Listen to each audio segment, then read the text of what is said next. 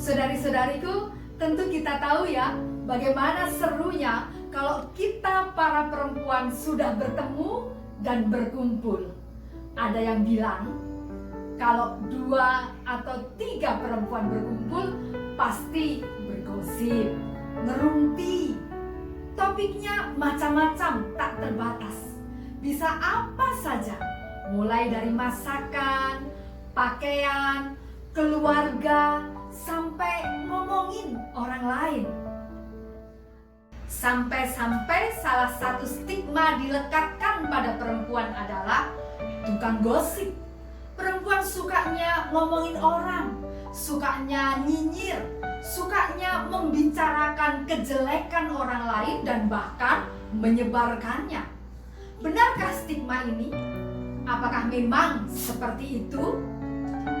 Jawabannya bisa ya, bisa tidak. Jujur, harus diakui bahwa di sana sini stigma itu ada benarnya, walaupun tidak selalu. Artinya apa? Terlepas dari gendernya, apakah dia laki-laki atau perempuan, apakah dia orang dewasa atau remaja, siapapun cenderung jatuh pada godaan untuk suka membicarakan orang lain, termasuk perempuan. Memang 1-2 kali kita bisa melepaskan diri dari bergosip, tetapi 4-5 kali masih membicarakan orang lain. Persoalannya adalah bagaimana mematahkan stigma yang melekat itu. Bagaimana supaya perempuan sendiri tidak terjebak dalam stigmatisasi dan membuktikan diri bebas dari stigma. Saudari-saudariku, Alkitab menunjukkan rujukan yang sangat baik tentang hal ini. Tentang bagaimana mematahkan stigma perempuan tukang gosip. Menjadi perempuan dengan energi positif bagi pelayanan dan sesama.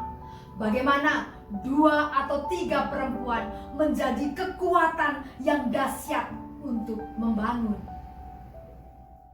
Injil Lukas pasalnya yang ke-8 ayat 1-3.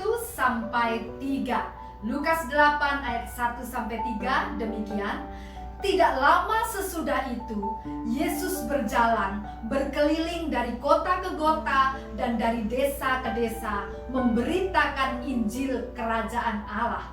Ke-12 muridnya bersama-sama dengan dia dan juga beberapa orang perempuan yang telah disembuhkan dari roh-roh jahat atau berbagai penyakit, yaitu Maria yang disebut Magdalena yang telah dibebaskan dari 7 roh jahat, Yohana istri Kusa bendahara Herodes, Susana dan banyak perempuan lain. Perempuan-perempuan ini melayani rombongan itu dengan kekayaan mereka. Saudari-saudari, perhatikan bahwa teks ini menjadi counter yang sangat tepat terhadap stigma itu. Tetapi juga di sisi lain memberikan keyakinan kepada perempuan, kepada kita untuk bertindak positif, mengkoreksi diri. Nah, di sini ada beberapa poin yang penting. Poin yang pertama, dikatakan bahwa Tuhan Yesus berkeliling dari kota ke kota, desa ke desa, dan 12 murid menyertainya. Tetapi perhatikan, bukan hanya mereka 12 orang murid itu, namun disebut para perempuan juga. Ada Maria Magdalena, ada Yohana, ada Susana, ada beberapa perempuan lain. Apa artinya ini? Artinya ada beberapa perempuan yang juga melibatkan dirinya bersama-sama mengiringi perjalanan Yesus ini. Para perempuan ini secara aktif juga menjadi murid, pengikut yang sama-sama belajar dari Tuhan Yesus. Dari catatan kita yang pertama, jadi catatan kita yang pertama adalah para perempuan adalah murid yang berdedikasi. Sama baiknya, sama fokusnya dengan para murid yang lain. Di tengah keberadaan mereka sebagai istri dan ibu, mereka juga menjadi murid yang berdedikasi. Catatan yang kedua, para perempuan menggunakan sumber daya dalam dirinya untuk memberi. Harus diakui saudari-saudari bahwa perempuan adalah pengatur keuangan yang handal. Mereka selalu mempunyai cara untuk dapat membagi di tengah keterbatasannya. Apalagi jika keberadaannya seperti 3 serangkai perempuan ini yang memang punya sumber daya keuangan yang bagus. Mereka menggunakannya untuk melayani Yesus dan rombongannya. Nah, catatan yang ketiga sekarang. Mereka berani keluar dari zona nyaman dan hidup untuk mengucap syukur. Seperti Maria Magdalena tadi dikatakan telah diselamatkan.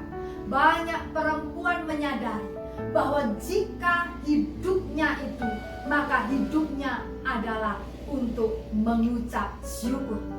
Sebab perempuan itu telah melihat bagaimana kasih Tuhan Yesus menyelamatkan hidupnya dan keluarganya. Para perempuan berani keluar dari zona nyamannya. Mereka tidak hanya menjadi ratu rumah tangga, tetapi keluar menjadi pelayan.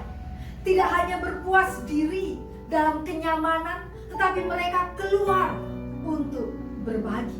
Tidak hanya dimanjakan fasilitas, tetapi rela menggunakan apa yang dimilikinya untuk yang membutuhkan. Itulah hidup yang mengucap syukur. Jadi saudari-saudariku, ada 3 catatan penting untuk mematahkan stigma.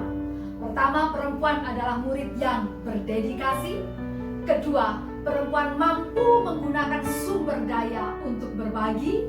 Dan ketiga, berani keluar dari zona nyaman untuk kehidupan yang mengucap syukur. Dengan demikian, perempuan dapat membuktikan dirinya. Dia mempunyai kepribadian dan potensi yang melampaui stigma tukang gosip. Jika para perempuan bersatu, bersama-sama, perempuan bukan hanya membangun kepribadian yang baik, tetapi juga mampu berbuat lebih banyak bagi komunitasnya. Mari tingkatkan dan buat lebih signifikan lagi melalui kiprah kita dalam gereja dan masyarakat. Aksi-aksi sosial, gerakan berbagi nasi, lumbung ketahanan pangan, pelatihan keterampilan, penggiat perdamaian, perempuan peduli generasi, dan lain-lain adalah aksi-aksi konstruktif yang diinisiasi oleh kaum perempuan. Jadi saudari-saudari, perempuan yang bersama-sama adalah energi yang dahsyat, adalah kekuatan, adalah gerakan positif yang membangun. Mari berubah diri, mari patahkan stigma, mari berbuat sesuatu melalui potensi dan hidup kita. Stay safe, stay positive, and be wise. Tuhan Yesus memberkati.